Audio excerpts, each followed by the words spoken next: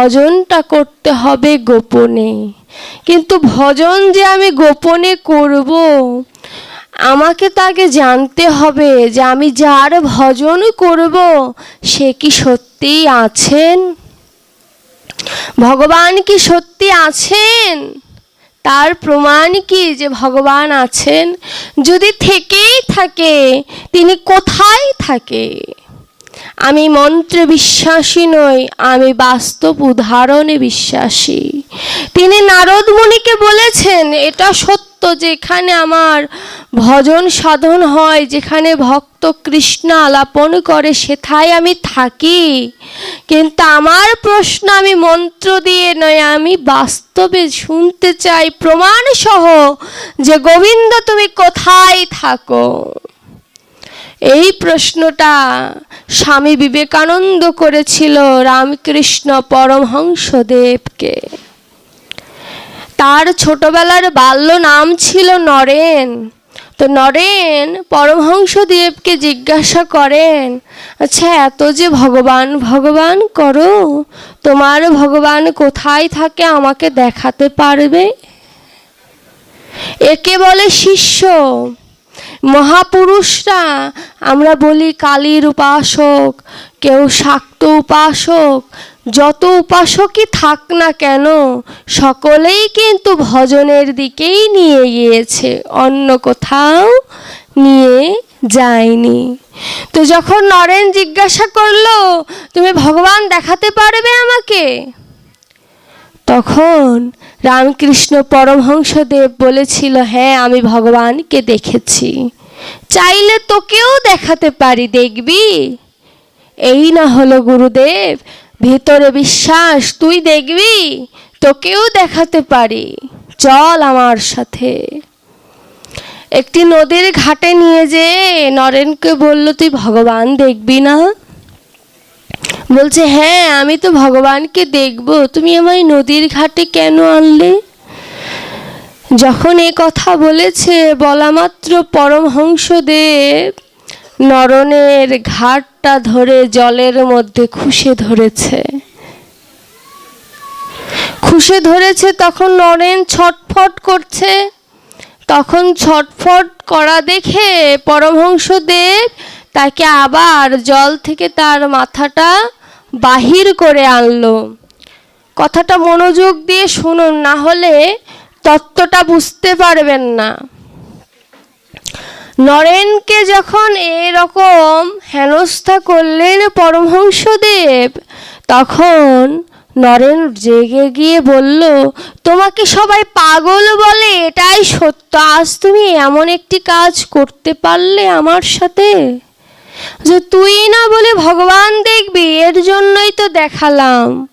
বলছে ভগবান দেখানোর সাথে তোমার এই ঘটনার সম্পর্কটা কোথায়?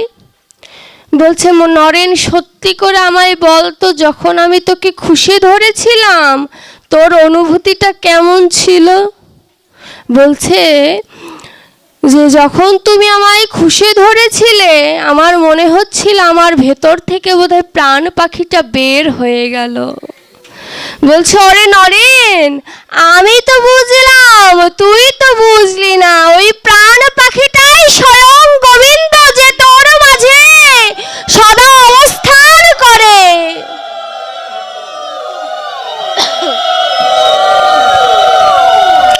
ওই প্রাণ পাখিটাই স্বয়ং গোবিন্দ, যে আমার ভেতরে সদা অবস্থান করে। অর্থাৎ ভগবানকে যদি তুমি খোঁজ করতে চাও এই হৃদয় মন্দিরে আগে তাকাও। এই হৃদয় মন্দিরে তুমি আগে তাকিয়ে গোবিন্দকে সেই অপ্রাকৃত নীলা মাধুর্য দর্শন করার চেষ্টা করো। আমরা সবাই বলি দিব্য নয়নে গোবিন্দকে দর্শন করা যায়, ভুল। দিব্য নয়নেই যদি গোবিন্দকে দর্শন করা যায় তাহলে শিব কেন শ্মশানবাসী হয়ে সেই মূর্তি দর্শন করার জন্য ধ্যান করছে? সে তো দিব্য নয়ন সম্পূর্ণ। আমার মা কালী, মা দুর্গা, তারা দিব্য নয়ন সম্পূর্ণ নয়? শাস্ত্র বলছে দিব্য নয়ন নয়, ভক্তি নয়ন দ্বারা দর্শন করতে হয়। দিব্য নয়ন দিয়ে ভবিষ্যৎ অতীত সকল কিছু তুমি জানতে পারো, কিন্তু আমার গোবিন্দের মূরতি যদি তুমি দর্শন করতে চাও, তোমাকে ভক্তির আশ্রয় নিতে হবে। কারণ ভক্তি বশং পুরুষং, তিনি একমাত্র ভক্তিতেই বশ, তিনি অন্য কিছুতে বশীভূত হন না। ভগবান বলছে তুমি যদি আমায় পেতে চাও, ভক্তির প্রয়োজন, কিন্তু আমার কাছে সেই ভক্তি নেই।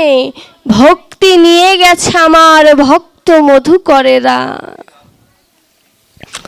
সেই ভক্ত মধুকরেরা ভক্তি ধন নিয়ে নিজের ভেতরে সেই ভক্তি ধনের দ্বারা পরিপক্ক বাসা তৈরি করেছে। তুমি যদি সেই মধু, সেই ভক্তি ধন স্বরূপ মধু যদি পেতে চাও, ভক্তের চরণ ধুলি দিয়ে নিজের অভিষেক করো। ওই ভক্তের চরণ ধুলি তোমায় স্বয়ং গোবিন্দের কাছে নিয়ে যাবে। আর তুমি যদি গোবিন্দের কাছে যেতে পারো, সেদিন তোমার এই মানব জন্মের সার্থকতা।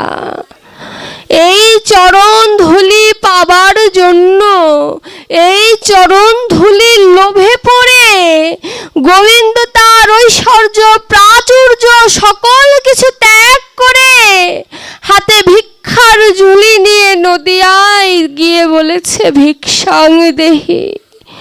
তন্দুল চাই না, অর্থ চাই না, কি চাই জানো? তোমাদের ওই রাতুল চরণের চরণ ধুলি। ওই চরণ ধুলি বড় ভালোবাসি। তুমি আমায় আর কিছু দিও না ভক্ত, তুমি তোমার ওই চরণ ধুলি আমায় দান করো।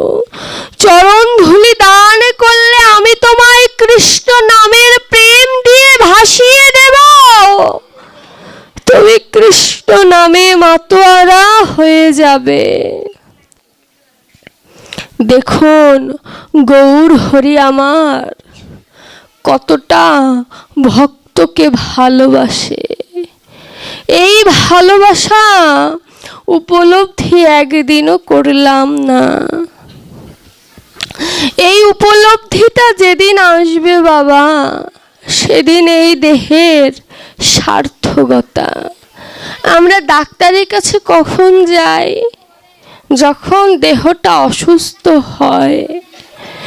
কিন্তু এই মোহ মায়া নামক রোগে যে ভুগছি, এই রোগের একমাত্র অসুখ হচ্ছে আমার গৌর বিশ্বম্ভরের কাছে, যে কিনা তার কাছে আত্মসমর্পণ করেছে, সকল রোগের কথা তাকে বলতে পেরেছে। সেই একমাত্র এই ভবজ্বালা থেকে দূরীভূত হতে পেরেছে। আমার গৌর হরি এই ভবজ্বালা নামের এই অসুখটির একটি মাত্রই বিধান দিয়েছে, কৃষ্ণ নামই কেবলম।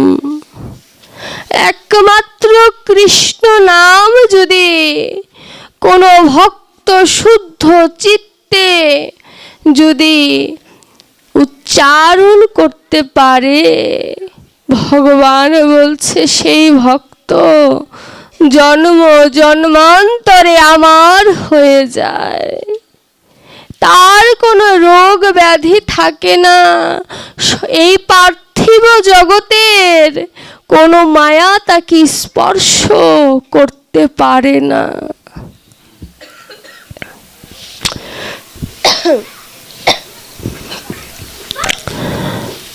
এই দেহটা অপবিত্র, পবিত্র হবে কিসে? কৃষ্ণ নামে। আচ্ছা, কৃষ্ণ নামে যে পবিত্র হবে তার প্রমাণ কি? কৃষ্ণ নাম যে একমাত্র সম্বল তার প্রমাণ কি? আমার গৌর হরি তার প্রমাণ দিয়েছেন সুবুদ্ধি রায় আর হোসেন শাহকে দিয়ে।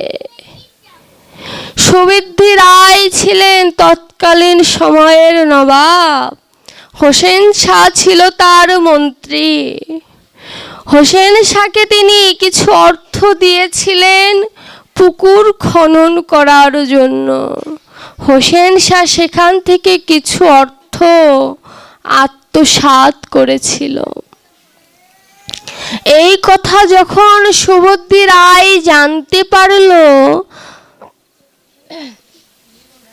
হোসেন শাহকে তখন বেত্রাঘাত করেছিল।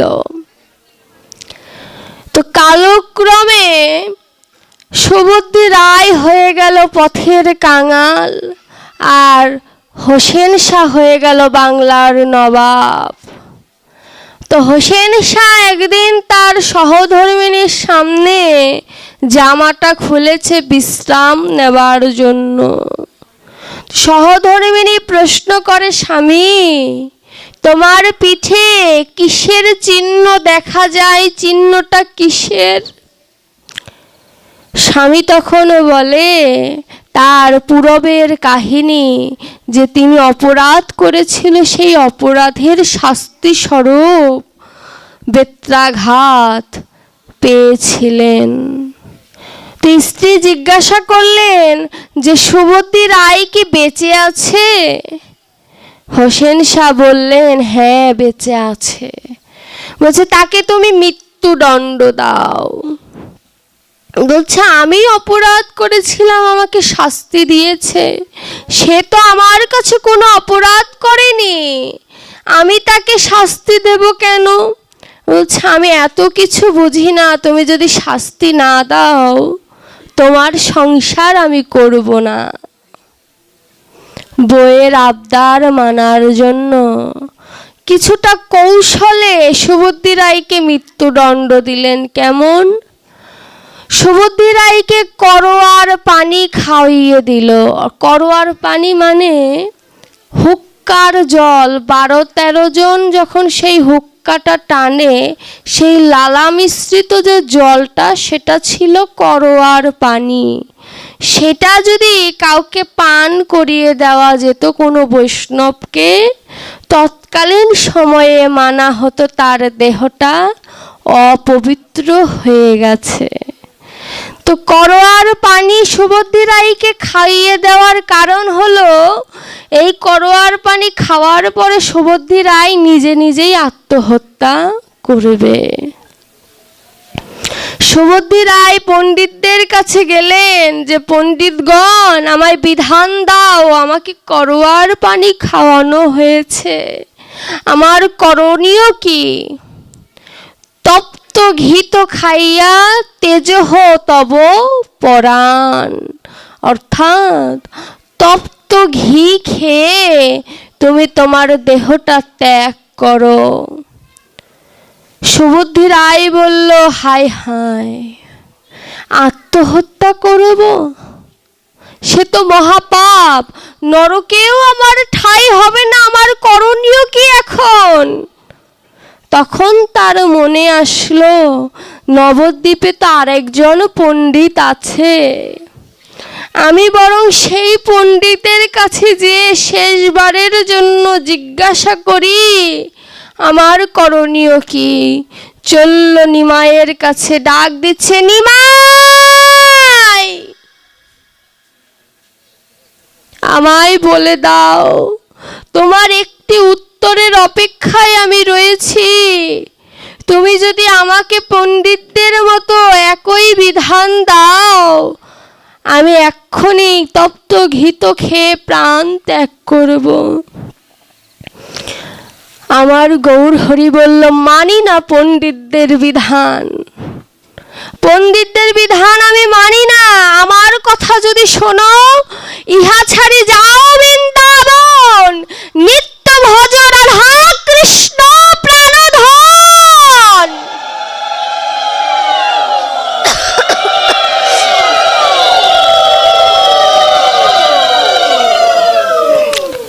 নিত্য ভজন করো রাধা কৃষ্ণ প্রাণধন।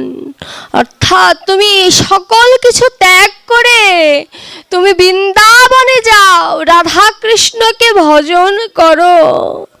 আমার গৌর হরি এমনই কাঙাল যে ভক্তকে তিনি একটি বিধান দিয়েছে যে তুমি যাই করো, তুমি যদি একবার শুদ্ধ চিত্তে কৃষ্ণ নাম করতে পারো, তোমার পূর্বের কোনো পাপ আমি ধরব না, মনে রাখব না। এই সুবুদ্ধি রায়ের উপাখ্যানটা যদি কেউ অন্তর দিয়ে অনুভব করতে পারে, তবে বুঝতে পারা যাবে যে সুবুদ্ধি রায় আসলে আমি। সুবুদ্ধি রায় হচ্ছে আমি, আর নবাব হোসেন শাহ হচ্ছে মায়া, আর করোয়ার পানি হচ্ছে মায়া মিশ্রিত এই পরিবার সংসার। এই সকল কিছুকে আবদ্ধ করতে করতে এই দেহটা কবে অপবিত্র হয়ে গেছে, কবে গৌরের চরণ থেকে কত দূরে চলে এসেছি বলতেই পারবো না। এই যে গৌর হরি যে সুবুদ্ধি রায়কে যেমন বিধান দিল, দেখবেন যখন অনুশোচনা আসে, অনুশোচনাটা কে জাগায়? অনুশোচনাটা কে জাগায়? এই যে ভাগবত শ্রবণ করছি, গৌর কিঞ্চিত হলেও কর্ণ দিয়ে প্রবেশ করে, গৌর হরি তখন অনুশোচনা জাগিয়ে দেয়। কিন্তু আমার দেহটা এত পাপিষ্ঠ, এত পাপ করেছি জীবনে যে গৌর যত যাই বলুক, আমার মতো অধমের হৃদয়ে তা প্রবেশ করে না।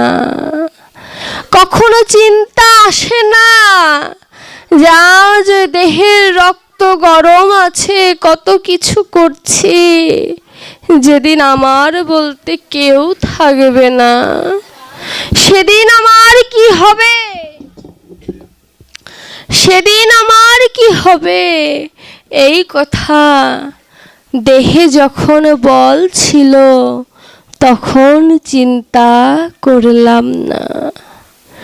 ভজনের বিষয়টা হচ্ছে এত গূঢ় বস্তু, যা ভেতরে প্রবেশ না করলে কখনো আস্বাদন করা যায় না। এই যে আমার ভিতরে গোবিন্দ বিরাজমান, বুঝেছে কারা? মহাপুরুষেরা, যারা বর্তমানে সনাতন ধর্মকে টিকিয়ে রেখেছেন। বলে না, গৌর যদি না হইতো কেমনে ধরিতাম দে। যদি গৌর হরি না আসতো, রাধা কৃষ্ণের রসসীমাটা জানাতো কে আমাদের?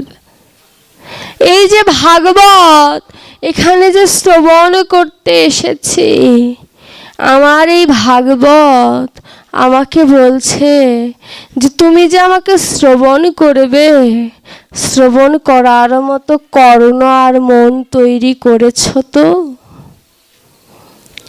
কর্ণ অর্থাৎ কান আর মন তৈরি করেছ তো? কুরুক্ষেত্রে তো গোবিন্দ সবার সামনে অর্জুনকে গীতা জ্ঞান দিয়েছিল, অর্জুন ছাড়া কেউ শুনল না কেন? কারণ তারা শোনার মতো কান তৈরি করেছিল না, শোনার মতো তা কান তৈরি করেনি। এর জন্যই অর্জুন শুনেছিল, কিন্তু যুদ্ধক্ষেত্রে আর কেউ শোনেনি। তদ্রূপ আজও বৃন্দাবনের বাঁশি বাজছে, ভাবক বলছে বাঁশি বাজে রে।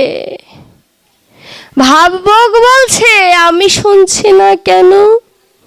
বলছে তুমি তো কানটা তৈরি করনি, তুমি কানটা পেতে দাও। পেতে দিলে কি হবে জানো?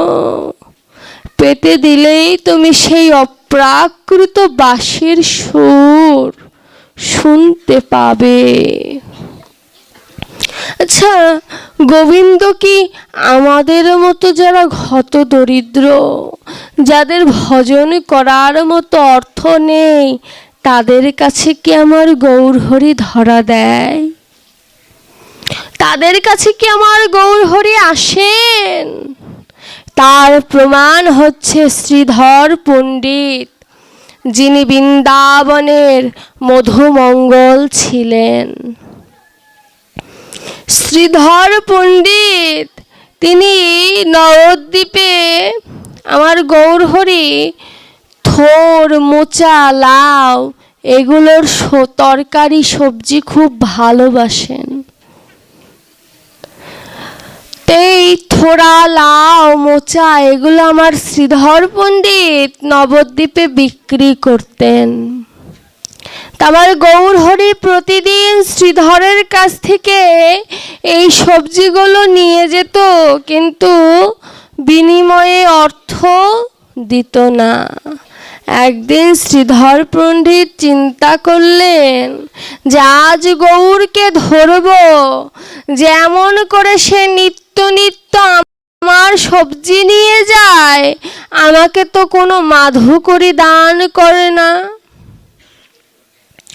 যখন কথা বলেছে আমার গৌর তো অন্তর্যামী, তিনি বুঝতে পেরেছে তিনি নিত্যদিনের মতো এবারও সকালে এসে ওগুলো সবজি নিয়ে চলে যাচ্ছে। আমার শ্রীধর বলল, দাঁড়াও, তুমি কোথায় যাচ্ছ? আমার মাধুকরীটা দিয়ে যাও। গৌরহরি বলছে, আজ নয়, সময় হলে তোমায় দান করব অর্থ। আজ নয়, সময় হোক তোমায় দান করব। শ্রীধর পণ্ডিত ছেড়ে দিলেন, কিন্তু যেদিন আমার গৌর সন্ন্যাসে চলে গেলেন, এবার শ্রীধরের কাছে শাক সবজি কেউ কিনতে আসে না। যে শ্রীধর গৌরের কাছে অর্থ চেয়েছিল, সেই শ্রীধর বলছে আজ আমার কাছে কেউ সবজি নিতে আসে না। কোথায় চলে গেল সেই আমার গৌরমণি? কতদিন তাকে দর্শন করি না। লোকমুখে শুনতে পেলেন গৌরহরি পরিধাম থেকে বৃন্দাবনে যাবেন, তার পূর্বে তিনি তার নবদ্বীপের ভক্তদের কাছে কিছু প্রসাদ পাবে। শ্রীধর পণ্ডিত তার ঘরের কাঁচা মোচা নিয়ে গেলেন। এবার যখন গৌরহরির কাছে গিয়েছে, দেখে কত ভক্ত তার সামনে। শ্রীধর পণ্ডিত তার মোচাটা উত্তরিয়ার নিচে লুকিয়ে ফেললেন। চিন্তা করছে এত রকমের ব্যঞ্জনের সামনে আমার কাঁচা মোচাটা বেমানান, তবু রন্ধন করে আনিনি। দেখুন, ভক্তের ভালোবাসাটাই আমার গৌরহরি গ্রহণ করেন, ওই অন্ন পঞ্চ ব্যঞ্জন গৌর গ্রহণ করে না। তো যখনই আমার গৌরহরি সামনে সকল ভক্ত যায়, আমার গৌরহরি তো জানে তার ভক্ত পেছনে আছে, কিন্তু ভক্তকে পরীক্ষা না করে তো প্রেম ধন দেওয়া যায় না। এবার শ্রীধর পেছনে কান্না করছে আর বলছে, গৌর হে, আমি তোমার অযোগ্য সন্তান। অযোগ্য কেন জানো? তুমি আমাকে ধনীর ঘরে জন্ম দাওনি যে তোমায় আমি নানা রকমের জিনিস দিয়ে তোমায় সেবা দেব। তুমি আমায় যোগ্য মন দিয়েও জন্ম দাওনি যে আমি তোমায় মন দিয়ে তোমায় সেবা করব। তুমি আমায় যোগ্য হস্ত দাওনি যে হস্ত দিয়ে তোমার সেবার কাজে নিজেকে নিয়োজিত করব। তুমি আমায় যোগ্য পদ দাওনি যে চরণের দ্বারা কৃষ্ণ ভজনের পথে অগ্রসর হওয়া যায়। তুমি শুধু দেহটা দিয়েছো, কিন্তু দেহের আসল জিনিসটাই দাওনি প্রভু। আমার বড় সাধ ছিল তোমায় আমি মোচাটা দেব, কিন্তু এত ভক্তের সামনে আমি তো অতি নগণ্য একজন। আমার সেবা কি তুমি গ্রহণ করবে? একজন ভক্ত কখনো প্রকাশ করে না যে তিনি ভক্ত, তিনি বৈষ্ণব, তিনি সাধু। এটা ভক্তের স্বভাব নয়। শ্রীধর পণ্ডিত বলছে, তোমার সেবায় যেহেতু লাগবো না, এই রাস্তা দিয়ে কত ভক্তের সমাগম হয়েছে, অন্তত এখান থেকে চরণ ধুলি একটু অঙ্গে মাখি, এখান থেকে একটু চরণ ধুলি অঙ্গে মেখে নিজের স্বাদটা পূর্ণ করি। আর আমার গৌর হরি নয়নে জল ছল ছল করছে কেন? গৌর হরি তো বুঝতে পেরেছে যে তার ভক্ত কন্দন করছে তার জন্য, কিন্তু তিনি তো সরাসরি ধরা দিতে পারে না। তিনি নিত্যানন্দকে পাঠিয়ে দিলেন যে যাও, তুমি করুণা করে ওকে নিয়ে আসো আমার কাছে, যাও নিত্যানন্দ দাদা, তুমি যাও। আমার নিত্যানন্দ রায় যেয়ে সবাইকে সরিয়ে দিয়ে শ্রীধরকে বলল, শ্রীধর পণ্ডিত তোমায় গৌর ডেকেছে। বলছো এবার গৌরের দয়া হলো, এবার আমার মতো কাঙালের দিকে গৌরের চোখ পড়ল। বড় অভিমান হয়েছে গৌরের কাছে। যে গৌর এবার নিজে মুখ ফুটে জিজ্ঞাসা করেছে, শ্রীধর আমার জন্য কিছু আনোনি? সবাই তো কত কিছু এনেছে, তুমি আমার জন্য কিছু আনোনি? শ্রীধর মাথা নিচু করে আছে কেন? মিথ্যা তো বলতে পারবে না আনিনি, আবার সত্যও বলতে পারছে না কি দেব রন্ধন করে, তা আনিনি। আমার গৌর বলছে, ও শ্রীধর এই অধমের জন্য কিছু আনোনি? এবার শ্রীধরের চোখে জল চলে এসেছে। গৌরে নিজেকে অধম বলেছে, আমার সামনে গৌরে নিজেকে অধম বলেছে। এনেছি প্রভু এনেছি, কিন্তু তোমায় দেব কেমন করে বলো? তোমাকে দেব কেমন করে? এই রন্ধন ছাড়া সবজি তোমায় দান করব কেমন করে? গৌর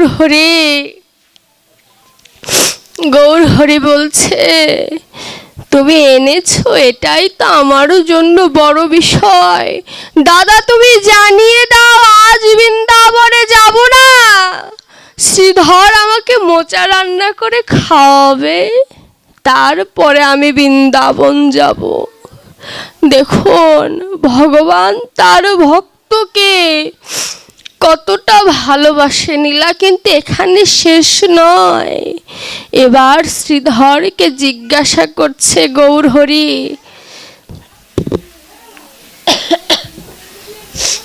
শ্রীধর তুমি আমার কাছে মাধুকরী চেয়েছিলে, এই জগতের সকলকে আমি মাধুকরী চাই, আর তুমি আমার কাছে মাধুকরী চেয়েছিলে। বলো তুমি আমার কাছে কি চাও? বলো তুমি আমার কাছে কি চাও? আজ তুমি যা চাইবে ভক্তের সামনে আমি কথা দিচ্ছি তাই দেব। দেবে প্রভু দেবে। তোমার কাছে আমি কি চাই জানো? তুমি আমায় দুটি কথা দেবে। এক হচ্ছে তুমি যখন যখন এই ধরাধামে নীলা করার জন্য আসবে, এই অধমকে তোমার সঙ্গে এনো। আর দ্বিতীয় চেয়েছিল আমাদের মতো কলিহত জীবের জন্য, যে প্রভু আজ যেমন আমায় সামনে এনেছো, যে ভক্তরা তোমাকে ডাকার মতো ডাক জানলেও ভজনের জন্য সামগ্রী কেনার মতো যাদের অর্থ নেই, তুমি কথা দাও তুমি একা নয়, দুই ভাই তার ঘরে যে যুগল যাবে, তুমি কথা দাও।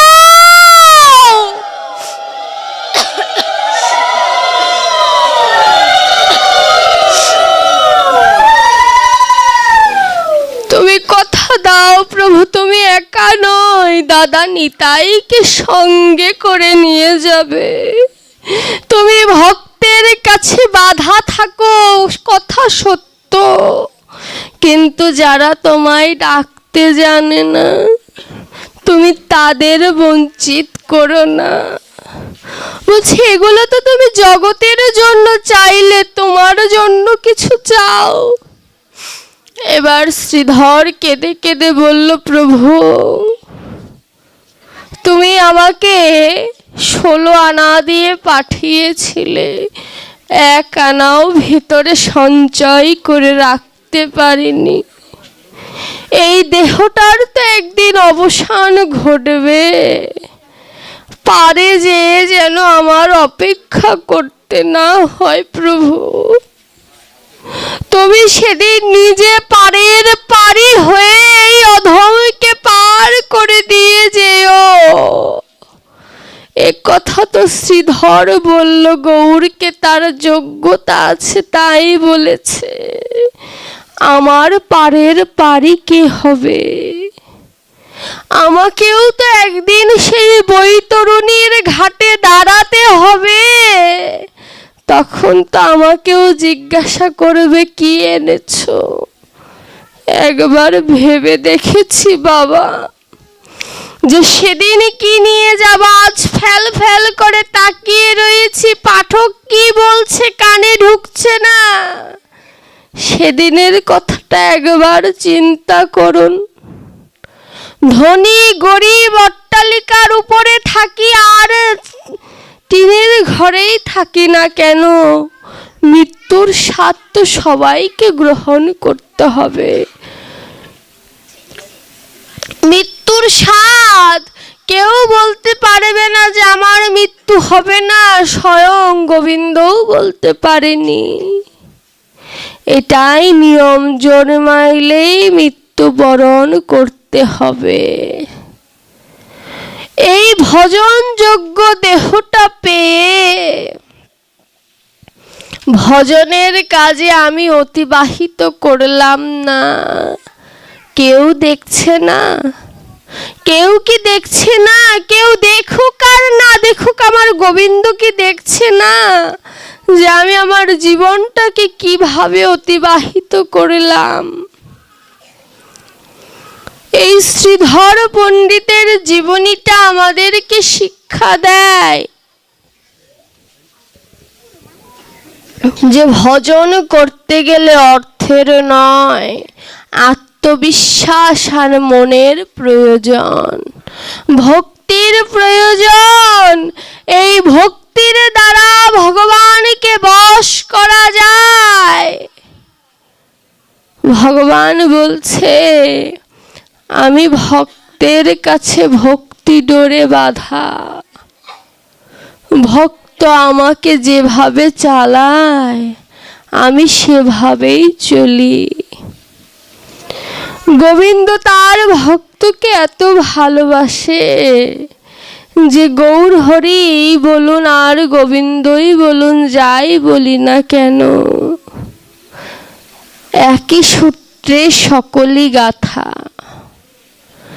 আপনি যাকেই ডাকুন না কেন, তাকে ডাকতে গেলেই আপনার ভক্তির প্রথমে প্রয়োজন। আপনি মা দুর্গাকে ডাকতে গেলেও আপনার ভক্তির প্রয়োজন। মা লক্ষ্মীকে ডাকতে গেলেও আপনার ভক্তির প্রয়োজন। ভক্তি এমনই একটি ধন, যা যদি কেউ একবার অঙ্গের বসনে পরিণত করতে পারে, ইহজগতের বসন মলিন হয়ে যায়, নোংরা হয়ে যায়। কিন্তু ভক্তি নামের বসন যদি কেউ একবার অঙ্গে ধারণ করতে পারে, যত ভক্ত সঙ্গ করবে বসনের রং তত উজ্জ্বল হবে।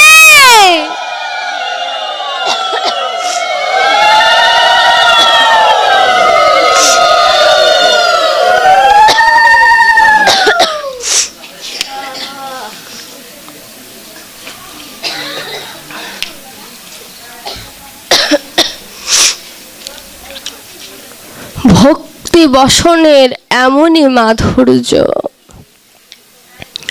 ভক্তি কেমন জানেন? এক মুচির উদাহরণ দিলে ভক্তি তত্ত্বটা অপূর্বভাবে বোঝা যাবে। এক মুচির ছেলে, তিনি আপনাদের মতোই কোনো পাঠে এসেছিল ভাগবত শোনার জন্য। তো যিনি ব্যাসাসনে ছিলেন, তিনি ভগবানের রূপ মাধুর্য নীলা বর্ণনা করছেন যে আমার গৌর হরির কিবা দুটি পদ যেন কোকনদ, রাম রম্ভা তার উরু। পদকর্তার যে অপূর্ব পদ, সেই পদের পদে শ্লোকে শ্লোকে ভগবানের দেহখানি, সেই অপ্রাকৃত দেহখানি বর্ণনা করছেন। তা আমার পাঠক গোসাই চরণের থেকে উপরে যাচ্ছে, আবার কখনো মস্তক থেকে নিচে যাচ্ছে। যখন আমার গোবিন্দের নূপুর পর্যন্ত বর্ণনা হয়ে গেল, গোসাই আর বলেনি যে আমার গৌর হরির পায়ে জুতো আছে কি নেই। তো মুচির ছেলেটি ভাবছে যে আমার গোবিন্দের সকল কিছু হয়তো আছে, কিন্তু পায়ে হয়তো জুতা নেই। ভজন এটাকেই বলে, এটাকেই বলে শোনা। কত মনোযোগ দিয়ে শুনেছে আর চিন্তা করছে, ছোট শিশু তো, যে আমার গোবিন্দের সব কিছু আছে, কিন্তু আমার যশোদা মা হয়তো আমার গোবিন্দকে জুতা পরাতে ভুলে গিয়েছে, হয়তো তার জুতাই নেই। এবার আমার ওই মুচির ছেলে চিন্তা করছে যে আমি তো মুচির ছেলে, আমি তো জুতো বানাতে জানি, আমি এক জোড়ো জুতো বানিয়ে আমি বৃন্দাবনে যাব। বৃন্দাবনে যে আমি আমার বাকে বিহারীকে জুতো দুটো পরিয়ে আসব। সে জানে না বৃন্দাবন কোথায় কোথায়, বাকে বিহারীর মন্দির কিছুই সে জানে না, কিন্তু তার মনে বড় অভিলাষ, তিনি গোবিন্দকে জুতো পরাবে। জুতো কেনার জন্য বা বানানোর জন্য তো অর্থের প্রয়োজন, তা তো তার নেই। তিনি কি করেছে, ওই মুচির ছেলেটা নিজের বসনের কিছুটা অংশ